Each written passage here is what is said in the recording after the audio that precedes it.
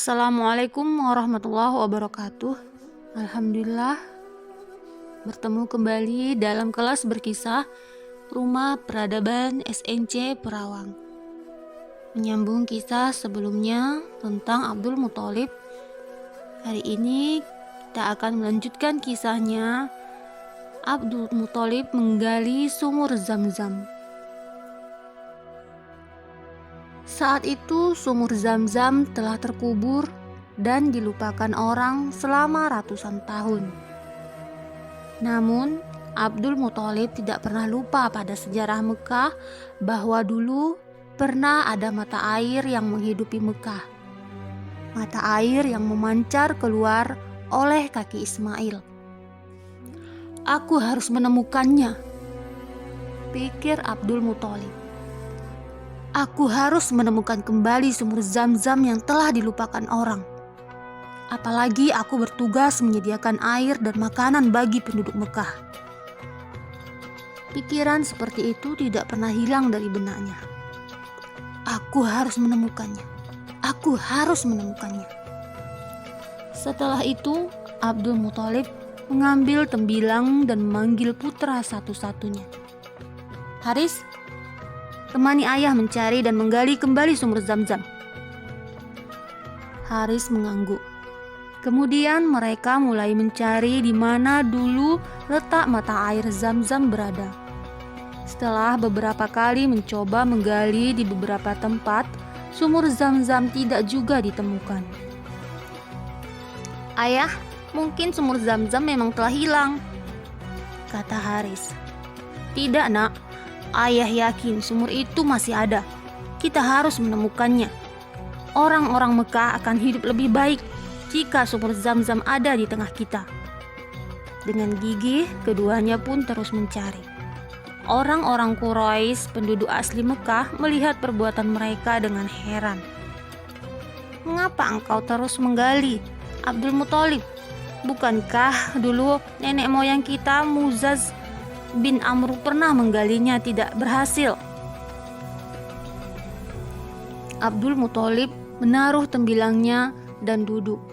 Ya, ratusan tahun yang lalu Muzaz bin Amr, mertua Nabi Ismail alaihissalam, pernah mencoba menggali Zam-Zam, tapi tidak berhasil.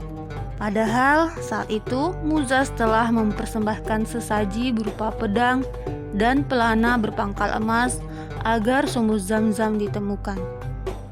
Apakah Abdul Muthalib menyerah dan menghentikan penggalian? Malam harinya dengan tubuh lelah, Abdul Muthalib tertidur.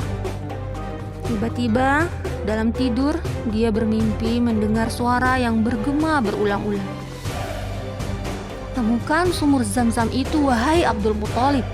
Temukan sumur Zam-Zam. Temukan. Abdul Muthalib terbangun dengan keyakinan dan semangat baru. Esoknya dia mengajak Haris menggali dan menggali dengan lebih giat. Rasa heran orang-orang Quraisy yang melihatnya berubah menjadi tawa. Kasihan Abdul Muthalib, mungkin dia sudah kehilangan akal sehatnya, kata mereka satu sama lain. Suatu saat ketika mereka sedang menggali di antara berhala Isaf dan Naila, air membersih. Air! Haris, lihat, ada air! Seru Abdul Muthalib saking kagetnya. Ayo kita gali terus, ayah. Ayo gali terus. Ketika mereka menggali lebih dalam, tampaklah pedang-pedang dan pelana emas yang pernah ditaruh oleh Muzaz bin Amr dahulu. Melihat penemuan itu, orang-orang Quraisy datang berbondong-bondong. Abdul Muthalib, mari kita berbagi air dan harta emas itu, pinta mereka. Tidak, tetapi marilah kita mengadu nasib antara aku dan kamu sekalian dengan permainan kit atau anak panah. 2 anak panah buat Ka'bah, 2 buat aku, dan 2 buat kamu.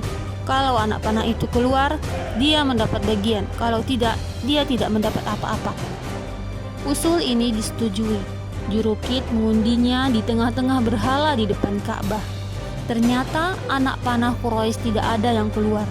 Pemenangnya adalah Abdul Muthalib dan Ka'bah.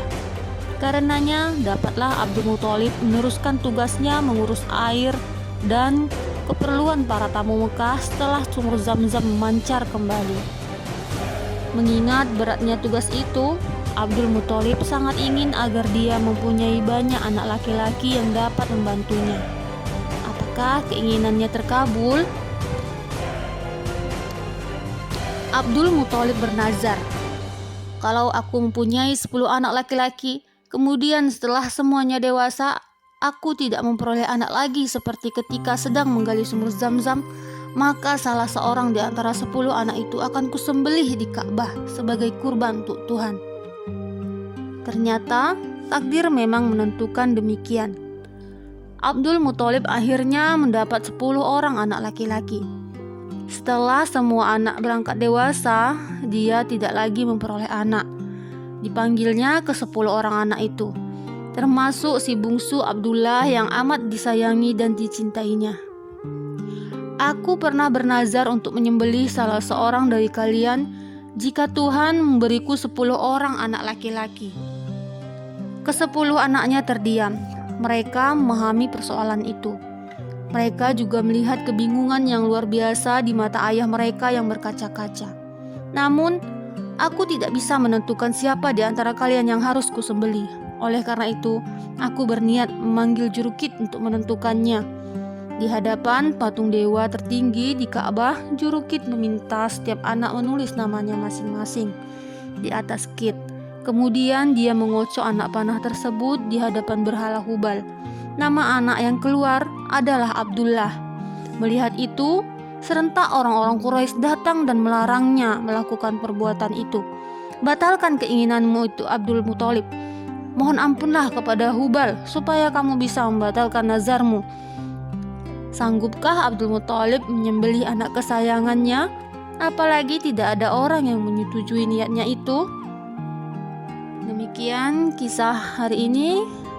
Kita lanjutkan minggu depan. Assalamualaikum warahmatullahi wabarakatuh.